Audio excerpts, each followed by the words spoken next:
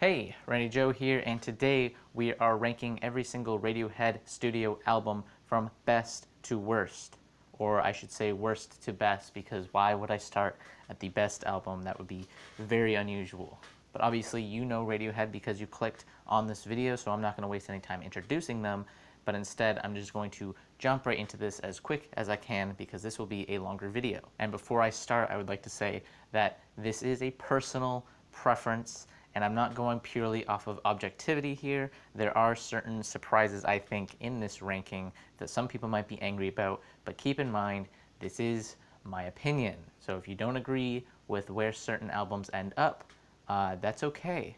We can disagree. And also I will be playing my favorite songs over each album as I talk about them from that specific album, so please pay attention to that if you have an interest in hearing my favorite songs from each one, unless YouTube makes me remove that song.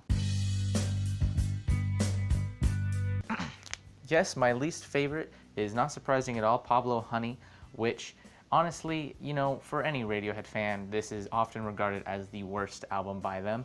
And I'm gonna say worst because it's not really a bad album overall, it's just not a very good Radiohead album. This is not at all indicative of what Radiohead is capable of or what their general sound would end up being. When you really take their entire canon into perspective, this album definitely stands out as a premature idea and just kind of capitalizing on the style and sound of the early 90s, and again, does not fit at all with the Radiohead aesthetic. That being said, I do think there are quite a few great songs on here. Creep, obviously the most well-known song by Radiohead in general, is on this one, and even though it's not the best Radiohead song, far from it, it is still a pretty great emotional grunge alt-rock song. Anyone Can Play Guitar is another one that was a single off here that I think is also pretty fantastic. And also the song Thinking About You I think is severely underrated as well for a early Radiohead track. But again, that doesn't change the fact that much of this album is a poorly done grunge alt-rock, post-grunge to an extent, album that does not fit at all with the rest of their aesthetic and isn't that important artistically either, which I don't think anyone here is going to be too upset with this being at the last spot. And then coming in at 8th is King of Limbs, which again, should not surprise too many people. This is just a overall failed misstep, in my opinion. Not a bad album through and through like some people make it out to be, but definitely feels like Radiohead sort of just slightly going in the wrong direction and not quite capturing a full-fledged idea out here. Instead, they took this idea of looping sounds and really pushed that to its limits to try to create this hypnotic record, but overall feels just quite weak, really. At only 8 tracks long, I would say only 3 of these are worth a listen, which are the last 3, Codex, Give Up the Ghost, and Separator, which are, in my opinion, some of the best Radiohead songs in general to make up a trio.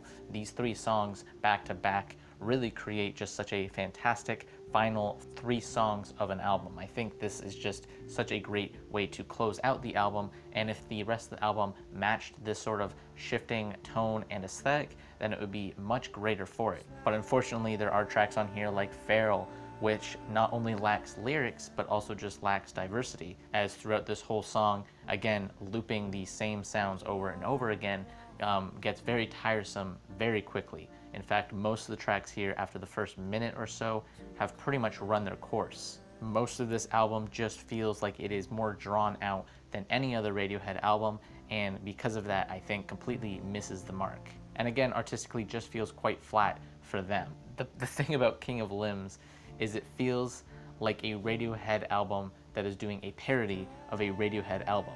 It is not at all unique venture for them, but instead just feels like somebody came along, heard, I don't know, Kid A, and said, I can do this, and then just put this thing out. And overall, I just really don't feel this one or ever go back to it, other than the last 3 tracks. This is, like most people would say, Kid A light. It is a bit messy and definitely feels like just leftover tracks from the Kid A sessions. I mean, I'm pretty sure one of the band members admitted to it being just that, but even still, there are quite a few great aspects of this album.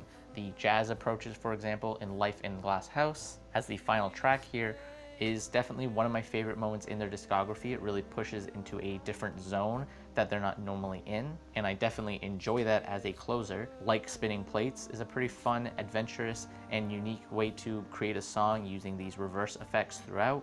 Tom York singing in reverse is very unique and appealing to the ear, in my opinion. And there's also the song Morning Bell Amnesiac version, which is a rehash of the song Morning Bell from Kid A.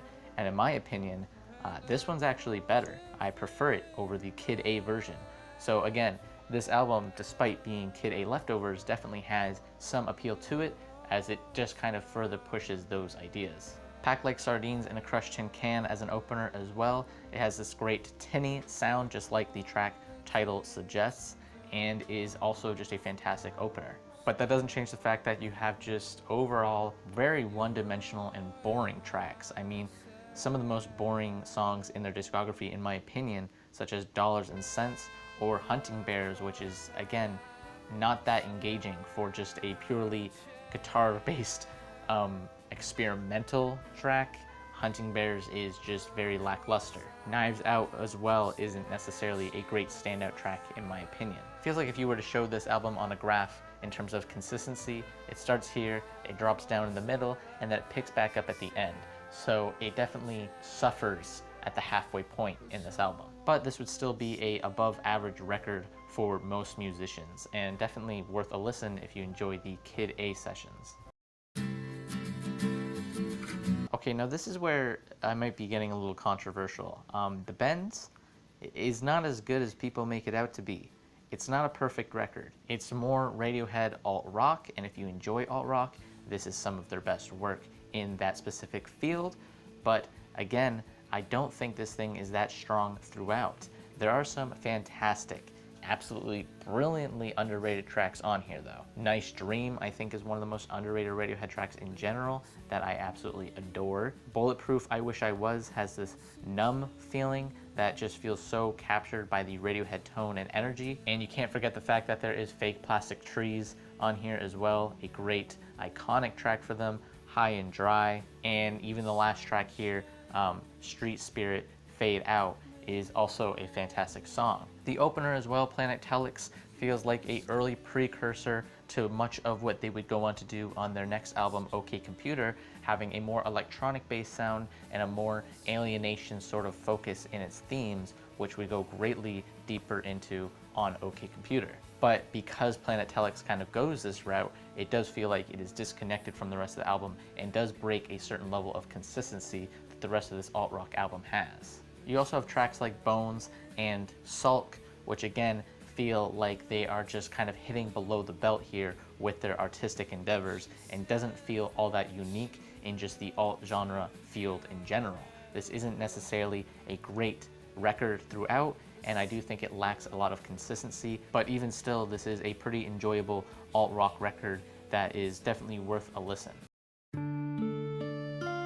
Okay, so now we're at the point where I would consider this good albums. Everything from here forward is a good, worthwhile Radiohead album, with the last top 4 being, in my opinion, 10 out of 10 records. But at the 5th spot here, not being a perfect 10 in my opinion, and not even really being a 9 either, is Hail to the Thief, which is a pretty interesting record as it goes a much more political route for Radiohead, something I wish they did more often, especially since Tom York is a pretty overall political person, it would seem. And I do think this record is definitely one of their more interesting thematically for this reason. The greatest issue with this record, not really bringing it as high as I would like it to, is that the overall styles throughout this thing is a bit all over the place. You have these slower, softer, more piano-based tracks, which feel like something off of their earlier records, for example, and then you have something like Mixomatosis, which feels like it was taken off of Kid A, with its much more electronic-based sound.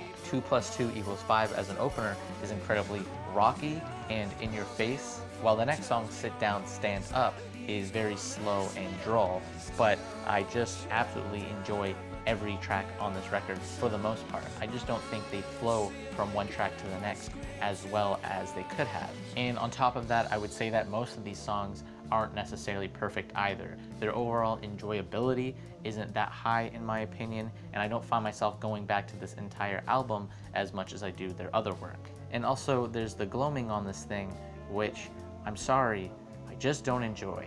I don't like the gloaming. If there was one song on this album that I would remove in an instant, it would be the gloaming. I don't understand the gloaming at all. I just don't get it.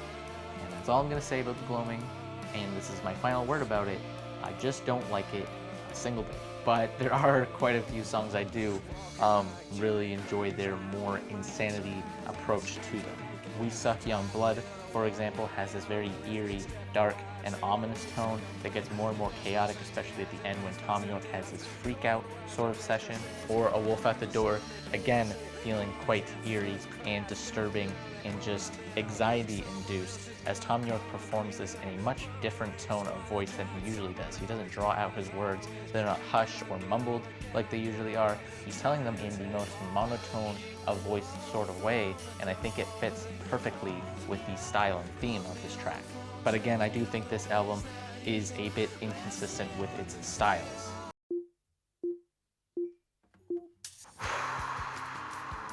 All right, you can hit the dislike now because OK Computer is at the 4th place. This is a great album. This is a fantastic album. There's a lot that can be said about this thing. It is pretty much perfect for an album. And I think the greatest thing about this thing is that as time continues to go on, OK Computer just gets stronger and stronger and stronger with its themes and its messages of alienation, depression, and its overall base on technology and how it alienates all of us. Because as time goes on, we see this become more and more realistic and more of a dark reality, even more so than the time of its release. Every single track here is not wasted. Everything kind of fits perfectly from one track to the next. Airbag, for example, is a beautiful and gorgeous opener about a car crash.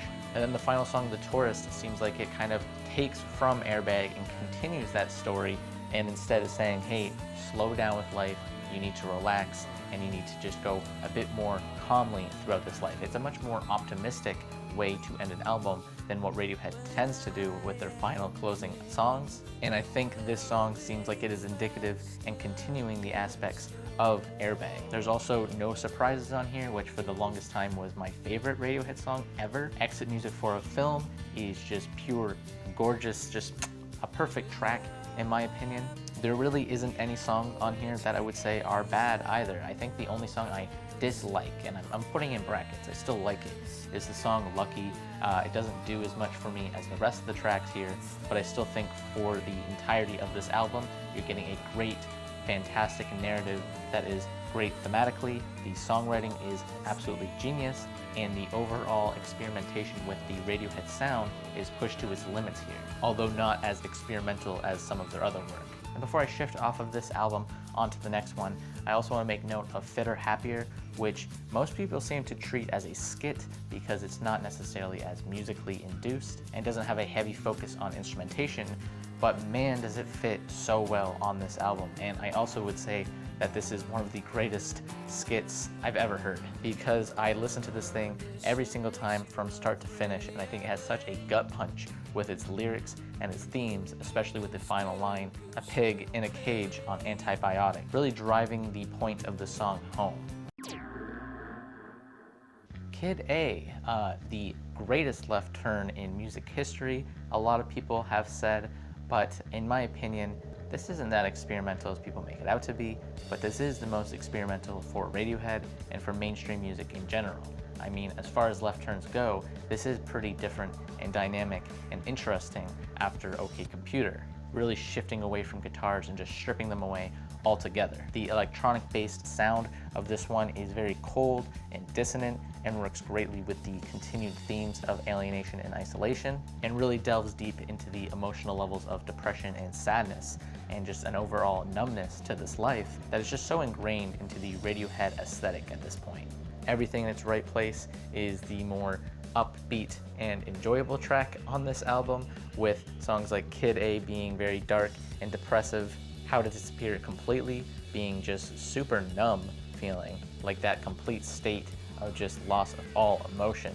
Motion Picture Soundtrack, which is one of the most depressing closers for Radiohead ever, which is saying a lot knowing them. Idiotech is on here. Idiotech.